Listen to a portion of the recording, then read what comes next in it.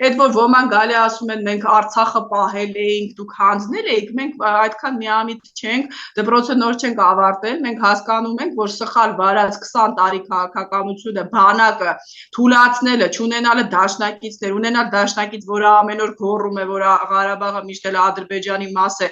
ճանաչեիք Հայաստանի մաս, այդ իրենց է ասում եւ իրենք չեն պատասխանում։ Պարզ է, որ ամեն ինչ պետք չի բարթել այս իշխանությունների վրա, որոնց իդեպ ես շատ բացասական եմ հիմա վերաբերում եւ քննադատում, այսինքն արդարությունը պետք է ասել, բոլոր կողմերին պետք է ասել։ Նախկին իշխանությունները իրենց մեղավորությունն ունեին Արցախի կորստում, Նիկոլ Փաշինյանն էլ ունի հիմա արդեն Արցախի եւ նաեւ Հայաստանի թուլացման, չեմ ուզում ավելի բացասական բառեր օգտագործել, հարցում, այստեղ իրենք արդեն նույն կարծես պատասխանատվությունն են կրում։ Սակայն ռազմական հանցագործ Ալիևը իրավունք չունի Հայաստանին ասել արտահանձնեք ինձ այս անձին կամ այն անձին, այսինքն կարճ ասած Ալիևը այն դեմքը չի, որ կարող է Հայաստանի հետ խոսել